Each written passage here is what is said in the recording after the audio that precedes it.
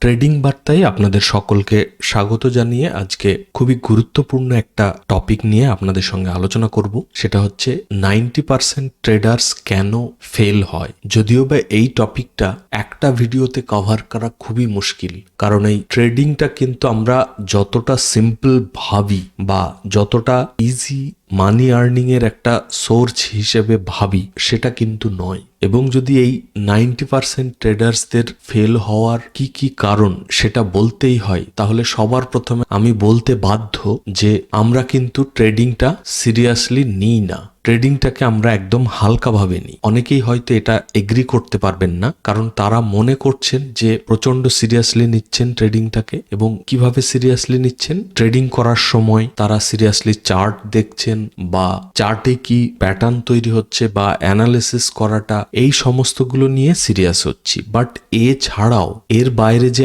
আরো অনেক কিছু জিনিস যেগুলো আমাদের প্রিপারেশন নেওয়া উচিত, বাট আমরা কিন্তু সেইগুলো সিরিয়াসলি নিচ্ছি না। এক্সাম্পল হিসেবে যদি বলতে হয়, তাহলে আমরা কিন্তু শুধুমাত্র ট্রেডিং আওয়ার্সটাকেই প্রায়োরিটি দিচ্ছি, বাট ট্রেডিং আওয়ার্সের বাইরে মানে মার্কেট চলাকালীন আমরা কিন্তু প্রচন্ড সিরিয়াস থাকি। বাট তার বাইরে যখন আমরা পড়াশোনা করছি বা লার্নিং এর জন্য বা মার্কেটের নিউজ বা ইভেন্টস এর আপডেট বা মার্কেটে কি চলছে সেই সমস্ত কিছু নিয়ে আমরা কিন্তু ততটা ভাবি না। কি কি করা উচিত? সব থেকে যেটা জরুরি সেটা হলো মার্কেট ওপেন হওয়ার আগে বা আপনি আগের দিনকে মার্কেট এন্ড হওয়ার পরে আপনাকে কিন্তু নিজে থেকে যে যে চার্টে আপনি ট্রেডিং করতে চান সেগুলো নিয়ে কিন্তু অ্যানালিসিস করে রাখতে হবে। যেমন যদি অপশন ট্রেডিং করে থাকেন আপনি, তাহলে আপনাকে Nifty, bank Nifty, mid cap সমস্ত কিছুর চার্ট কিন্তু আপনাকে অ্যানালিসিস করে রাখতে হবে এবং লেভেলগুলোও মার্ক করে রাখতে হবে যে কোথায় বা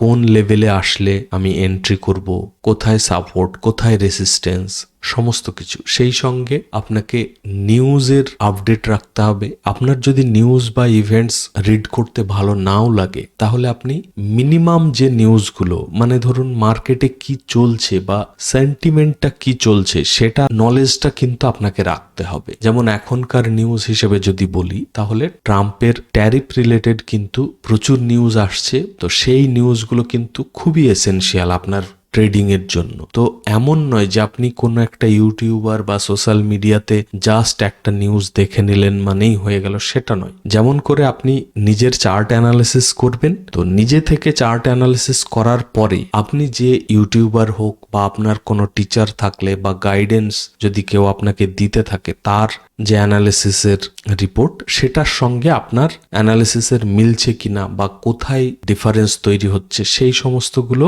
আপনার অ্যানালিসিস করার পরে অন্যের অ্যানালিসিসের সঙ্গে ম্যাচ করানোর চেষ্টা করবেন যে কোথায় আপনার ডিফারেন্সটা হচ্ছে আর কোনগুলো আপনার সঙ্গে মিলছে। তো সেই জন্য আপনাকে আগে অ্যানালিসিস করে রাখতে হবে, দেন অন্যের অ্যানালিসিস দেখবেন। একই রকম ভাবে প্রথমে আপনি নিউজ কালেক্ট করবেন, যেগুলো মেন নিউজ। এমন নয় যে আপনাকে সমস্ত রকমের নিউজ আপনাকে কালেক্ট করে সব পড়তে থাকতে হবে। যেগুলো মারাত্মকভাবে আপনার স্টক মার্কেটে এফেক্ট করতে পারে, সেই নিউজগুলো অ্যাটলিস্ট আপনাকে কিন্তু মাথায় রাখতে হবে। তাতে কি হবে? গ্লোবাল যে সেন্টিমেন্ট সেটা আপনার মধ্যে থাকবে যে নেক্সট দিন আপনার নেগেটিভ হওয়ার চান্স বেশি নাকি পজিটিভ সাইডে মার্কেট মুভমেন্ট দেওয়ার প্রবাবিলিটি বেশি। তো সেটা যদি আপনার আগে থেকে প্ল্যান থাকে তাহলে কিন্তু অনেক সুবিধা হবে। এবার ধরে নিলাম এই যেগুলো ডিসকাস করলাম, এই টপিকগুলো ধরে নিন আমাদের মধ্যে কেউ ফলো করেন বা সিরিয়াসলি নেন, তবুও তার মধ্যে আরো অনেক কিছু আছে যেগুলো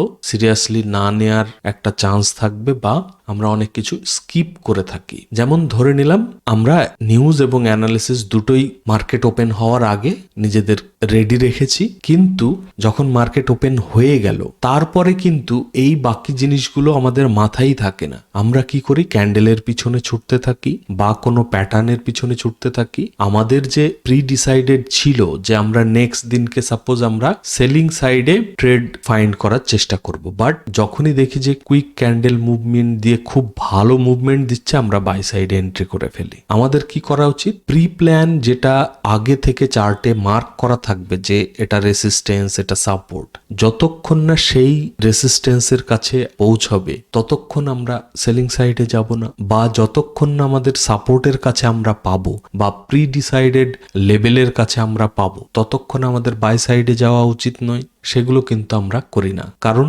একটাই, মার্কেট ওপেন হওয়ার আগে যে প্রিপারেশনটা নিলাম সেটাকে যদি আমরা সিরিয়াসলি নিতাম তাহলে কিন্তু এই মাঝ রাস্তায় আমরা এন্ট্রিটা করতাম না। তো এইরকম অনেক কিছুই যেগুলো আমরা প্ল্যান করিই না, আবার যদি প্ল্যান করেও থাকি সেই প্ল্যানটা ট্রেডিং এর টাইমে গিয়ে আবার ফলো করি না। তো এইগুলো আশা করছি আপনারা সিরিয়াসলি নেবেন, কারণ ট্রেডিংটা অতটাও ইজি নয় যতটা সোশ্যাল মিডিয়াতে কিন্তু দেখানো হয়। আপনাকে সমস্ত কিছু সিরিয়াসলি নিতে হবে, কারণ আপনি যে কোনো যদি জব করে পার মান্থ সাপোজ 1 লাখ কামাতে চান তাহলে তার জন্য যথেষ্ট একটা এডুকেশন আপনার থাকতে হবে, যোগ্যতা, না হলে সেই জবটা পাবেন না। তারপরেও হয়তো আপনাকে কোনো ট্রেনিং নিতে হয়। একটা জব পাওয়ার জন্য এই যে লার্নিংটা করছেন 3 বছর 4 বছর ধরে, সেটাতে যথেষ্ট টাইমটাও গেল, যথেষ্ট আপনার খরচাও আছে। তারপরেও কিন্তু আপনার অনেক সময় দেখা যায় যে জব পাওয়া যাচ্ছে না, তো তার জন্য কি করতে হয়, কোনো একটা ট্রেনিং নিতে হয়। সেখানেও টাইম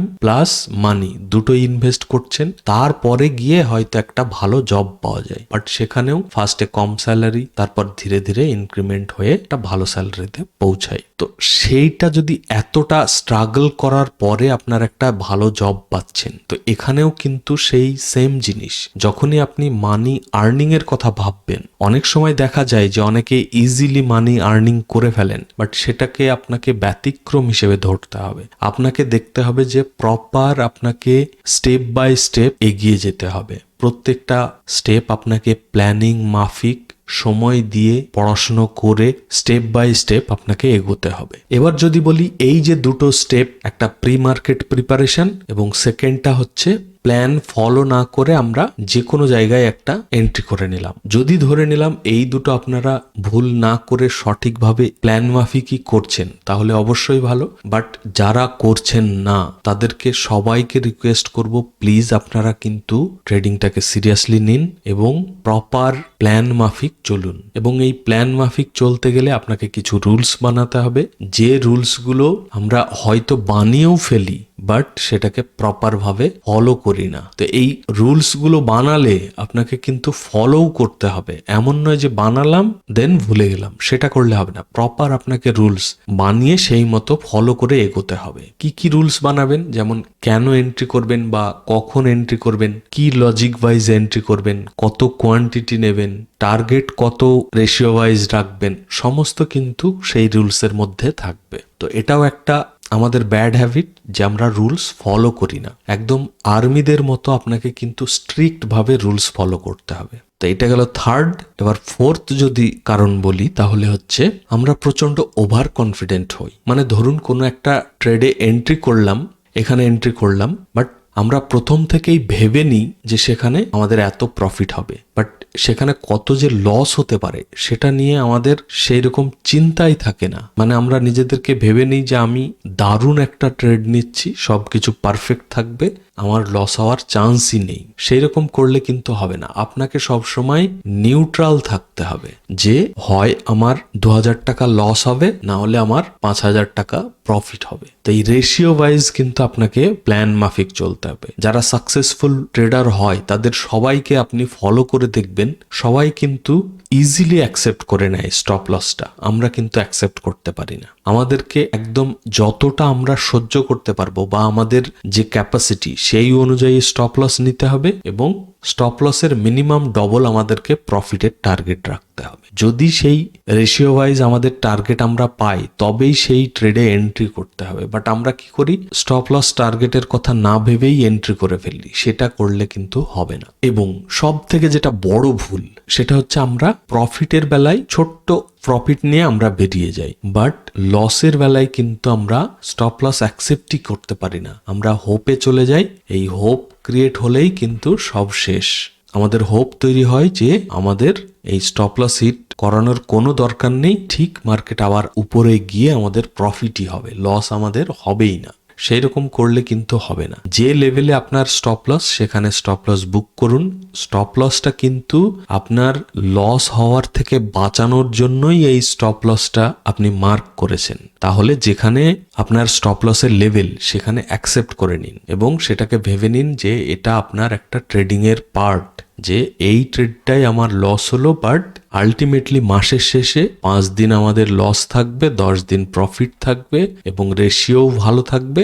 আলটিমেটলি মাসের শেষে আমাদের ভালো একটা প্রফিট থাকবে। এই ক্যালকুলেশনে কিন্তু আপনাকে চলতে হবে এবং সেটা পুরোপুরি প্ল্যান মাফিক বা রুলস ফলো করে। ম্যাক্সিমাম ট্রেডার কিন্তু সেটা করেন না। 10 দিন যদি আপনি 2000 টাকা করে প্রফিট করেন, দেখবেন ম্যাক্সিমাম ট্রেডার একদিনেই যা প্রফিট হয়েছিল 10 দিনে, একদিনেই বা দুদিনেই পুরো শেষ করে উল্টে আরো মাইনাসে চলে যান। এই জিনিস কিন্তু করা যাবে না। আর এটার কারণ হচ্ছে এই স্টপ লস অ্যাকসেপ্ট না করা, আশায় বসে থাকা। এবং যখনই এই একটা লস হবে বা একটা স্টপ লস হিট হবে, তখন আপনার মধ্যে চলে আসবে লস রিকভার করার একটা টেন্ডেন্সি। তো এই লস রিকভার করার টেন্ডেন্সি শুরু হলেই আপনার কিন্তু আর কোনো প্ল্যানিং মাথায় কাজ করবে না। তখন যে কোনো জায়গায় এন্ট্রি করে আপনার লসটা যাতে কোনোভাবে রিকভার হয় সেই টেন্ডেন্সি তৈরি হয়ে যাবে। তখন আপনার মধ্যে কোনো প্ল্যানিং, কোনো রিস্ক ম্যানেজমেন্ট, কোনো কিচ্ছু কাজ করবে না। এবং কি হবে আলটিমেটলি দিনের শেষে? Over trading. এই ওভার ট্রেডিং হচ্ছে আর একটা খতরনাক জিনিস। ব্রোকারেজও এক গাদা চলে যাবে, প্লাস লস একের পর এক বাড়তেই থাকবে। আর এই সঙ্গে আর একটা জুড়তে হবে যেটা সব থেকে জরুরি, সেটা হচ্ছে রিস্ক ম্যানেজমেন্ট। রিস্ক ম্যানেজ এমন ভাবে আপনাকে করতে হবে যে টানা 4-5 দিন লস হলেও আপনি প্রথম দিন থেকে যে কোয়ান্টিটিতে ট্রেড করছেন বা যত টাকা একটা ট্রেডে ইউজ করছেন, সেই ক্যাপিটালটা যেন আপনি ট্রেডের লাস্ট দিন পর্যন্ত আপনি একই ক্যাপিটাল ইউজ করতে পারেন। সেই জন্য রিস্ক ম্যানেজ করে চলাটা কিন্তু খুব জরুরি। আমরা অনেকে বলি যে রিস্ক ম্যানেজ করে চলি, এবং যতদিন প্রফিটে থাকি বা প্রফিট হতে থাকে ততদিন আমাদের সমস্ত রুলস পারফেক্ট ভাবে কাজ করি আমরা, এবং রিস্ক ম্যানেজও সবকিছু ঠিকঠাক থাকে, সমস্ত কিছু ঠিকঠাক থাকে। যেই লস হতে শুরু করে দেন রুলসও ব্রেক করতে শুরু করি আমরা, রিস্ক ম্যানেজও থাকে না, কোনো কিছুই ঠিক থাকে না। এই 90% ট্রেডার ফেল হওয়ার এটা একটা বড় কারণ। তো সেইগুলো কিন্তু করা যাবে না। আমাদেরকে সবসময় ভাবতে হবে যে এটা একটা বিজনেসের মতো, কোনোদিন লস হবে, কোনোদিন প্রফিট হবে। যেমন কোনো একটা বিজনেস করতে গেলে আপনার দেখবেন কোনোদিন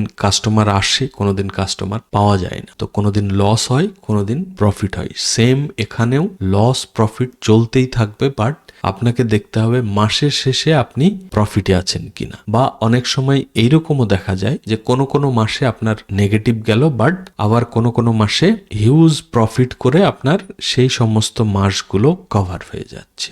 আর প্লিজ ভিডিওটা লাইক করবেন, আর চ্যানেল যদি এখনো সাবস্ক্রাইব করে না থাকেন অবশ্যই সাবস্ক্রাইব করে নেবেন। আর এই রিস্ক ম্যানেজ করে না চলার আরও একটা কারণ, সেটা হচ্ছে যে আমাদের হাই এক্সপেকটেশন। আমরা 10,000 দিয়ে ট্রেড করি, বাট এক্সপেক্ট করি কি পার ডে 5,000 কি 2,000 পার ডে আমরা প্রফিট করব।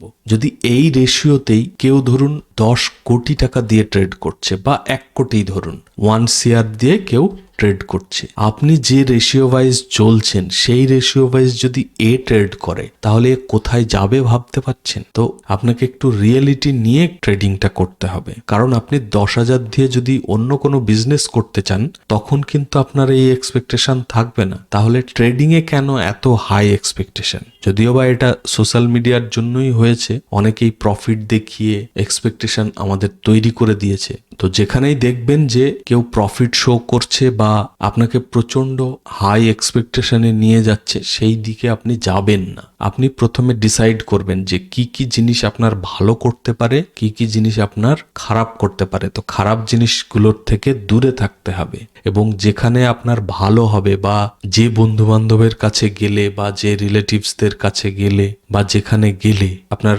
কিছু লাভ হবে। লাভ মানে এমন নয় যে আপনি গেলে 2,000 টাকা পাবেন, সেটা নয়। গেলে দেখা গেল আপনি কিছু শিখতে পারলেন, আপনি নতুন কিছু জানতে পারলেন, সেই সমস্ত জায়গায় যাবেন। মানে সঙ্গটা আপনি এমন বানাবেন যে যেখানে গেলে আপনার নতুন কিছু শিখতে পারেন বা ভালো কিছু শিখতে পারেন। আর যেখানে গেলে খারাপ কিছু শিখতে পাবেন বা আপনাকে ডিমোটিভেট করবে, চেষ্টা করবেন আপনি না যাওয়ার, সেই সব জায়গাগুলো অ্যাভয়েড করার চেষ্টা করবেন। তো প্লিজ সকলে ট্রেডিংটাকে সিরিয়াসলি নিন এবং প্রচুর পড়াশোনা করুন। ইভেন যদি আমি নিজের কথাও বলি, আমারও কিন্তু অনেক কিছু ভুলভ্রান্তি আছে। যেমন আমি অনেক কিছু নোট করেছি যে এই জিনিসগুলো আমাকে এখনো স্টাডি করতে হবে, বা এই জিনিসগুলো আমার আরো নলেজ দরকার। তার মধ্যে কিছু কিছু হয়তো আমি ক্লিয়ার করেছি, বাট এখনো অনেক কিছু পেন্ডিং। তো সেটাও কিন্তু ঠিক নয়। তো আপনারাও নিজেকে প্রশ্ন করবেন যে আপনার কি কি আরো শিখতে হবে, অন্যেরা কি কি জানে আপনি যেটা জানেন না, সেই জিনিসগুলো নোট করবেন, একে একে শেখার চেষ্টা করবেন এবং ক্লিয়ার করবেন। ইভেন আপনাদের কোনো কোশ্চেন থাকলে, কোনো কিছু হয়তো আপনার কনফিউশন আছে, যে কোনো ভিডিওর নিচে আপনি কমেন্ট করবেন, আমি চেষ্টা করব আপনাদের সেই অ্যান্সারের রিপ্লাই দেয়া। তো প্লিজ সকলে প্রচুর পড়াশোনা করুন। শুধুমাত্র মার্কেট আওয়ার্সটাই কিন্তু ট্রেডিং নয়। ট্রেডিং এ সাকসেসফুল হতে গেলে কিন্তু মার্কেট শেষ হওয়ার আগেও আপনাকে প্রিপারেশন নিতে হবে, মার্কেট শেষ হওয়ার পরেও কিন্তু প্রিপারেশন নিতে হবে। আর শুধু চার্ট অ্যানালিসিস নয়, আপনাকে নিউজের দিকেও খেয়াল রাখতে হবে, কি ইভেন্ট আসছে সেটার দিকেও খেয়াল রাখতে হবে, সারা বিশ্বে কি চলছে, গ্লোবাল কি সেন্টিমেন্ট, সমস্ত কিছু কিন্তু আপনাকে নজরে রাখতে হবে। এবং সত্যি কথা বলতে শুধুমাত্র এই কটা কারণ নয়, আরো অনেক ছোট ছোট অনেক কারণ আছে, যেগুলোও কিন্তু এই 90% ট্রেডার্স ফেল হওয়ার পিছনে দায়ী থাকে। তো নেক্সট কোনো ভিডিওতে আবার আলোচনা করব। আজকে ভিডিওটাকে এখানেই শেষ করব। আপনারা সকলে ভালো থাকবেন। Thank you. Bye by.